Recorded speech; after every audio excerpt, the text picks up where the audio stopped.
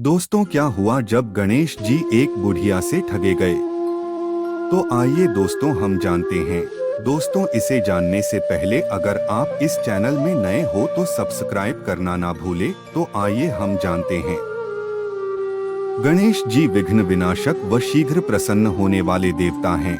अगर कोई सच्चे मन से गणेश जी की वंदना करता है तो गौरी नंदन तुरंत प्रसन्न होकर उसे आशीर्वाद प्रदान करते हैं।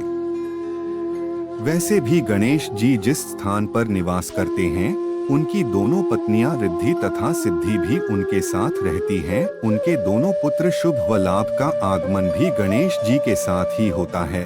कभी कभी तो भक्त भगवान को असमंजस में डाल देते हैं। पूजा पाठ व भक्ति का जो वरदान मांगते हैं वह निराला होता है। काफी समय पहले की बात है। एक गांव में एक अंधी बुढ़िया रहती थी। वह गणेश जी की परम भक्त थी। आंखों से भले ही दिखाई नहीं देता था, परंतु वह सुबह शाम गणेश जी की बंदगी में मग्न रहती।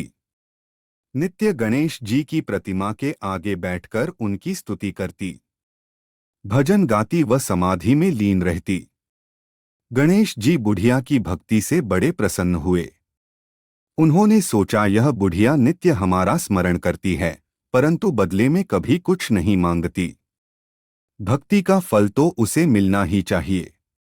ऐसा सोचकर गणेश जी एक दिन बुढ़िया के सम्मुख प्रकट हुए तथा बोले, माई, तुम हमारी सच्ची भक्त हो।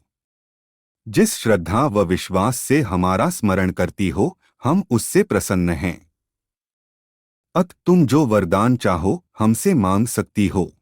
बुढ़िया बोली, प्रभो, मैं तो आपकी भक्ति प्रेम भाव से करती हूँ। मांगने का तो मैंने कभी सोचा ही नहीं। अत मुझे कुछ नहीं चाहिए। गणेश जी पुनः बोले, हम वरदान देने के लिए आए हैं। बुढ़िया बोली, हे सर्वेश्वर, मुझे मांगना तो नहीं आता। अगर आप कहें तो मैं कल मांग लूंगी। तब तक मैं अपने बेटे व बहू से भी सलाह मशविरा कर लूंगी। गणेश जी कल आने का वादा करके वापस लौट गए। बुढ़िया का एक पुत्र व बहू थे। बुढ़िया ने सारी बात उन्हें बताकर सलाह मांगी। बेटा बोला, माँ, तुम गणेश जी से ढेर सारा पैसा मांग लो, हमारी गरीबी दूर हो जाएगी, सब सुख चैन से रहेंगे। बुढ़िया की बहू बोली, नहीं, आप एक सुंदर पोते का वरदान मांगे।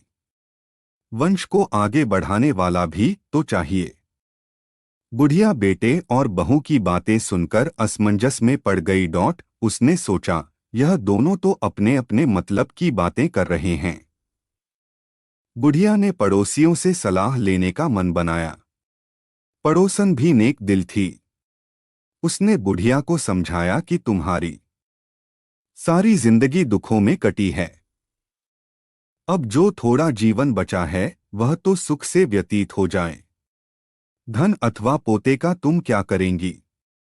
अगर तुम्हारी आंखें ही नहीं हैं तो यह संसारिक वस्तुएं तुम्हारे लिए व्यर्थ हैं।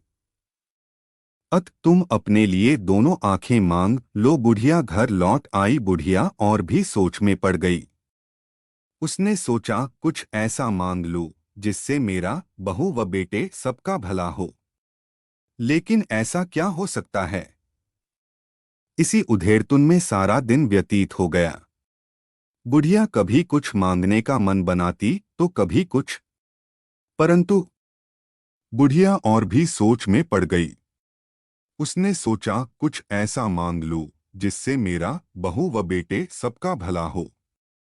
लेकिन ऐसा क्या हो सकता है? इसी उधेड़तुन में सारा दिन व्यतीत हो गया।